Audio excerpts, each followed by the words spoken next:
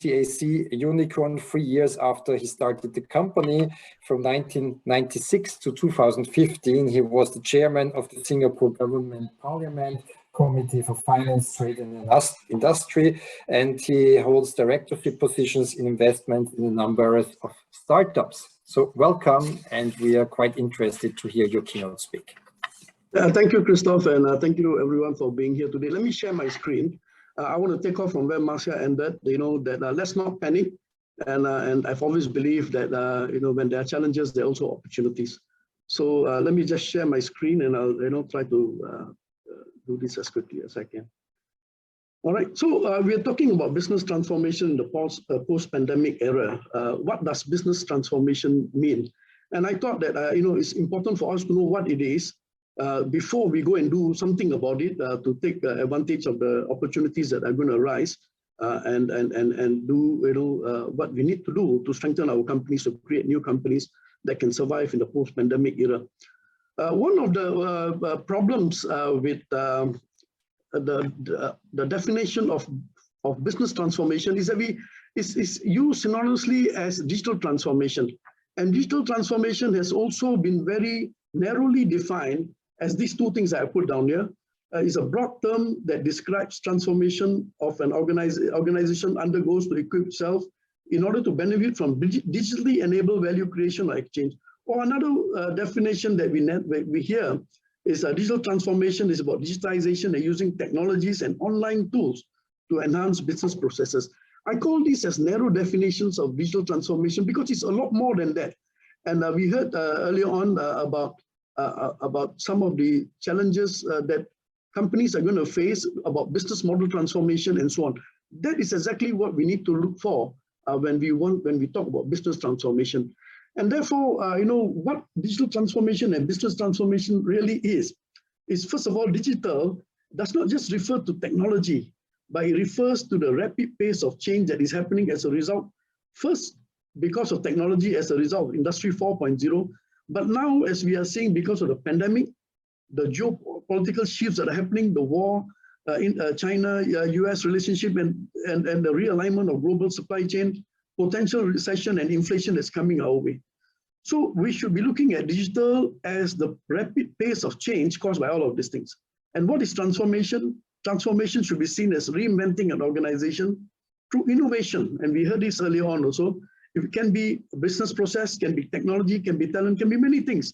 And it's not just about minor changes of traditional organization processes and structures, but radical changes that require reinvention.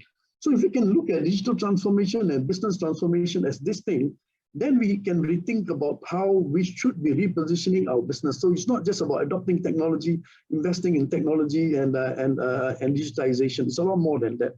All right. And how can we do this? Of course, first of all, it is about innovation and it's about technology and digitization. These are just tools, but these are not strategies. All right. Second is about business model disruptions and recreation. Business models will be disrupted in this as the world realigns the supply chains and as we see the emergence of new requirements of new geopolitical shifts that are going to define the nature of business in the world. So we'll have to disrupt our own businesses sometimes and recreate the new business model. Talent regeneration is another very important thing. And I think many people overlook this. For us to be able to do business transformation, we really need to focus on talent and talent recruitment, training, and preparing them for the future. And the third is in the area of global networks realignment. Two things are going to appear. One, I see the emergence of the new digital signal. Businesses are going to be done online. The pandemic taught us that we can do it. So there will be this new Silk Route that will enable us to do a lot of things, to collaborate and to do many others. Second is the role of global organizations like the World Business Angel Investment Forum. All right, and how do we do that? In the WBAF, we have started the organization called WIPA, or the Global Startup Investment Promotion Agency, just to look at how can we play this role to support the realignment of global networks. And I think it's a unique opportunity for us in this time of the post-pandemic era, and with the whole realignment of the geopolitics and global supply chains.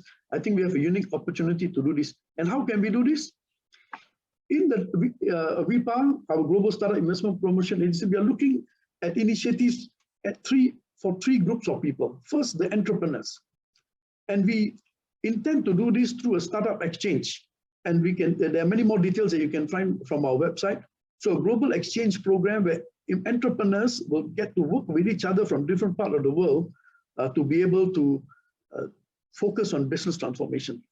Second, for governments and foreign direct investment bodies to try to create collaboration programs where we can bring investment agencies, we can bring governments, and we can bring investors together who are investing in the larger scale of restructuring economies.